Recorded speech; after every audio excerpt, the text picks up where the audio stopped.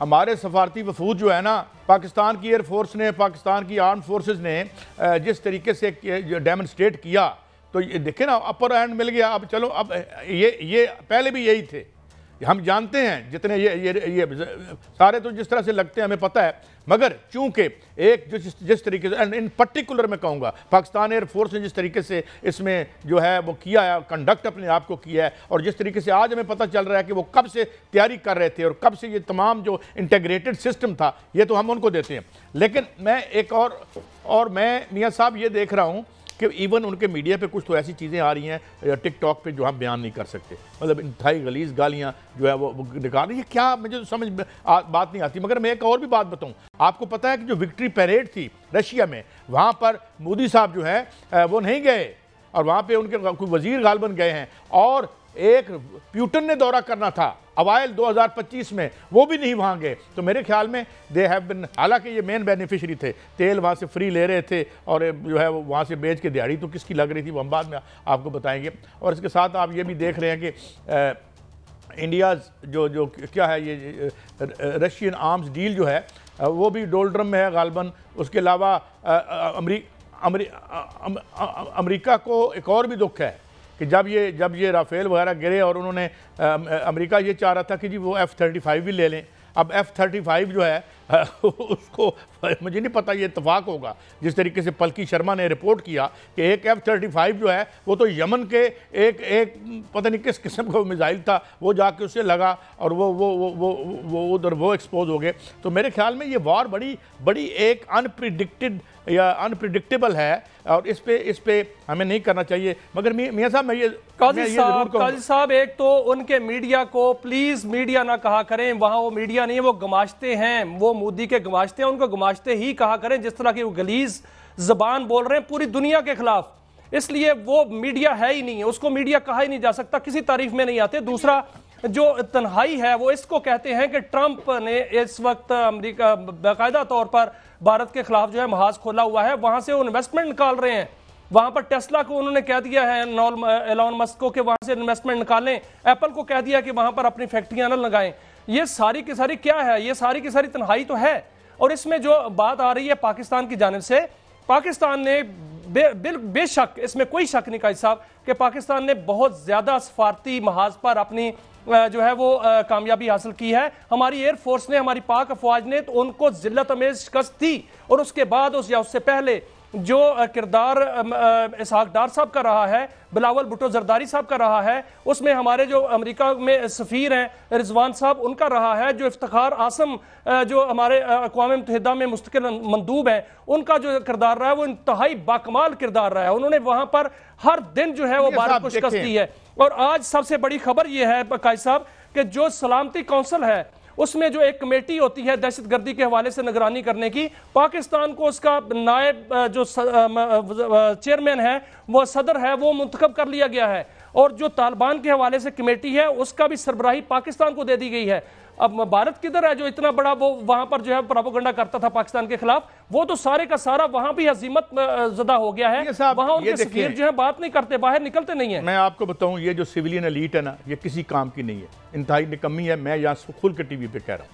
ہاں آج جو ہمارے جو آج سر بلند ہیں اس کی وجہ یہ ہے کہ کچھ لوگ جو ہمارے پروفیشنل لوگ ہیں جو ہمارے اداروں میں ہیں انہوں نے بڑا پروفیشنلی کام کیا.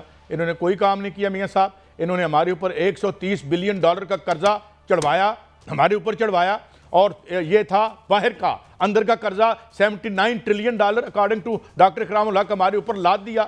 آج اگر یہ ہمارے پاس نہ ہوتا، آج اگر ہم معاشی طور پر اپنے پاؤں پہ کھڑے ہوتے، تو آج اس تمام واقعے کے بعد کتنا ہیوج پوٹینشیل ہے پاکستان میں، جس کو پاپرائز کر دیا انہوں نے.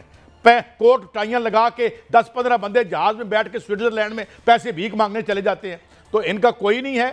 یہ سارے کا سارا کریڈٹ میں دیتا ہوں اپنے فوٹ سولجرز کو، اپنے تمام پائلٹس کو، ان کو جو یہ ٹیکنالوجیز مہیا کرنے والے ان کے جو سربراہ تھے ان کو. باقی میاں صاحب یہ ککھ نہیں ہے. اور میں ایک اور بات بتاؤں، جس طریقے سے یہاں بیٹھ کے رضا محمد صاحب اور تمام لوگ جو آ کے کہتے ہیں کہ یہ جو ہمیں سپیس ملی ہے اس میں اپنا گھر ٹھیک کر لیں، ہم اپنے یہ مسائل ٹھیک کر لیں، ہم حکومتوں کو ذاتی مال اور نجی اپنی جو املاک بنانے میں استعمال نہ کریں.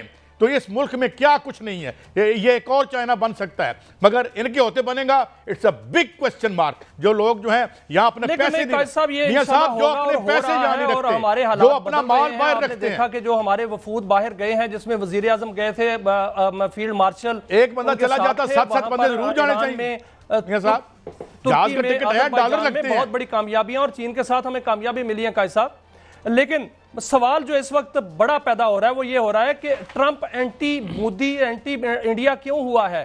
سب سے بڑا سوال یہ ہے کیونکہ آپ کو یاد ہے ٹرمپ نے جب اپنی اس کی کمپین چل رہی تھی تو اس وقت وہ باقاعدہ طور پر مودی کے نام لیتا تھا, اور اب کیا ہوا ہے کہ وہ بھارت کا نام سننا نہیں چاہتا, مودی کا نام سننا نہیں چاہتا, وہاں سے اپنی انویسٹمنٹ نکالنا چاہتا ہے, وہاں پر جو سٹوڈنٹس ہیں ان پر پابندیاں لگا رہا ہے, اور وہاں پر جتنے بھی بھارتی انویسٹمنٹ ہے اس کو جو ہے وہ نگلیکٹ کیا جا رہا ہے, اس کو حوصلہ شکنی کی جا رہی ہے. اس کی وجہ صرف اور صرف مودی ہے, مودی کی پالیسیاں ہیں, دوگلی پالیسی ہے. مودی نے دوگلی پالیسی وہاں پر اپنائی تھی. ایک انہوں نے یہ دیکھا تھا جب ٹرمپ کا الیکشن ہو رہا تھا جب امریکہ کا, تو وہاں پر جو را ہے یہ باقاعدہ کام کر رہی تھی کہ جو بائیڈن اگر جیت گیا, کیونکہ ان کو یہی کنفرم تھا کہ جو بائیڈن جیتے گا تو پھر ہم جو بائیڈن کے ساتھ ہیں, ورنہ ٹرمپ جو ہے اس کو سو اس کے ساتھ, اس کو باقاعدہ طور پر انٹیلیجنس معلومات ملی ہیں کہ بھارت نے ان کے ساتھ دوگلی پالیسی اپنائی ہے. پاکستان نے تو ان کو باقاعدہ طور پر وہ جو دھماکوں میں ملوث سہولت کار تھا وہ پکڑ کر دیا. پاکستان نے باقاعدہ طور پر جو ان کے انویسٹمنٹ کے لیے ان کو مدعو کیا کہ یہاں منرلز ہیں یہاں پر انویسٹمنٹ کریں. پاکستان باقاعدہ طور پر جو ہے ڈیجیٹل کرنسی میں آگے بڑھ رہا ہے, اور آج آپ نے دیکھا کہ بلال بن ثابت جو ہیں وہ واشنگٹن میں ٹرمپ وائٹ ہاؤس میں موجود ہیں. تو پاکستان تو کامیابی حاصل کر رہا ہے, لیکن بھارت جو ہے باقاعدہ طور پر ناکام ہوا ہے, اور جو بھارت کی ناکامی تو وہ اینٹی بھارت اس لیے ہوئے ہیں. اس میں تو کوئی رائے نہیں ہے نا. بھارت کا جو سارا کھیل بنایا ہوا تھا, ایڈیفس جو ہے وہ کرمبل ہوا آپ کی آنکھوں کے سامنے. مگر یہ کرپٹو کرنسی والی کہانی یہاں ڈاکٹر اقلام الحق بتا چکے ہیں. آج ابھی جا کے نا ڈان میں زاہد حسین صاحب کا آرٹیکل پڑھ لیں, وہ دیکھ لیں. اب بجلی پیدا کریں, ابھی میں یہاں آنے سے پہلے دیکھ رہا تھا کہ چائنا نے جو بجلی ہے اس کو تقریباً 25-30% پچھلے کچھ عرصے میں اس کو بجلی کم کی ہے, جس طریقے سے جس طرح اس کی انڈسٹری آگے بڑھی ہے. ایران میں بجلی جو ہے وہ 0.002 سینٹس کی ہے. ہاں, شام میں ہم سے سستی ہے, کیوبا میں ہم سے سستی ہے, 0.006 سینٹس کی ہے.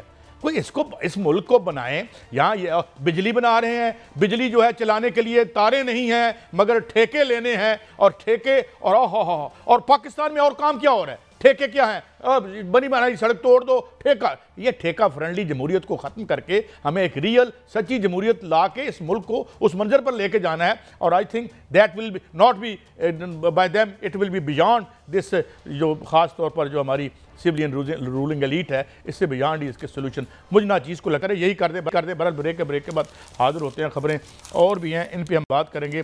اور ISI مل کر کام کریں. بالکل بھائی آئیں ہم سے بات کریں, یوکرین کے حوالے سے بات کرتے ہیں, ادھر کیا جنگ لگی ہوئی ہے, اور پھر بات کریں گے 60 ارب روپے کر لو گے آپ, 60 ارب روپے کی ایکسپورٹ